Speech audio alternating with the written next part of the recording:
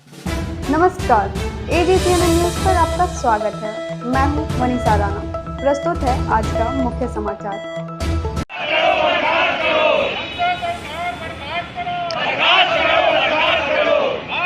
भैया थोड़ा हाथ में आप तो आगे घुट जाते हो, हाथ न बेहो, आगे थोड़ा दूर रखो, हम भी देख रहे हैं। हिंदुओं के सम्मान में, हिंदुओं के सम्मान में। पश्चिम बंगाल में हिंसा पर विहिप का विरोध प्रदर्शन, राष्ट्रपति शासन की मांग। पश्चिम बंगाल में बढ़ती हिंसा को लेकर देश भर में चिंता जताई जा रही है।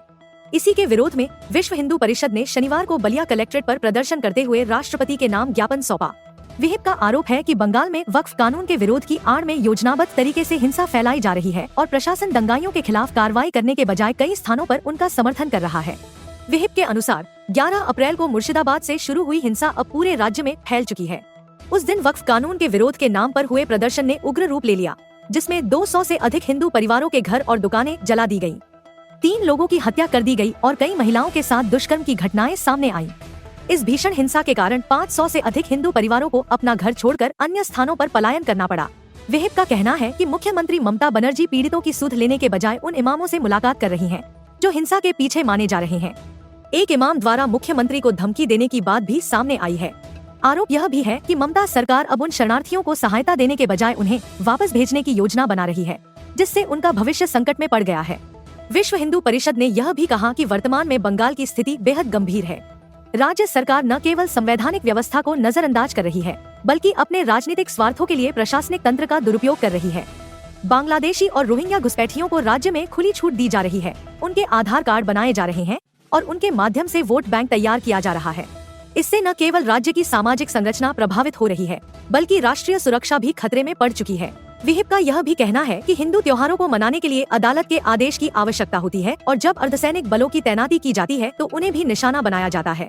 राज्य की कानून व्यवस्था पूरी तरह से चरमरा चुकी है और प्रशासन तृणमूल के असामाजिक तत्वों व जिहादी मानसिकता वाले गुंडों के निर्देश पर काम कर रहा है।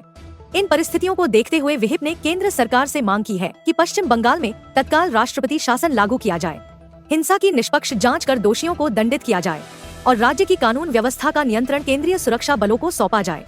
इसके साथ ही घुसपैठियों की पहचान कर उन्हें निष्कासित करने और बंगाल बांग्लादेश सीमा पर तारबंदी का कार्य शीघ्र प्रारंभ करने की मांग भी रखी गई है।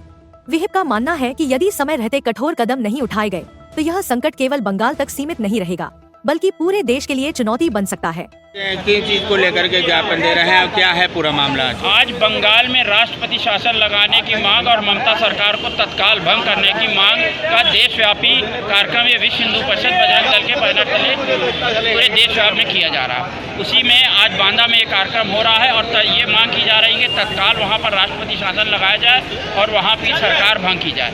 वहाँ पर वक्फ के नाम से जिस तरह मुर्शिदाबाद में हिंदुओं के ऊपर अत्याचार हो रहे हैं, उसके विरोध में ये रखा गया है।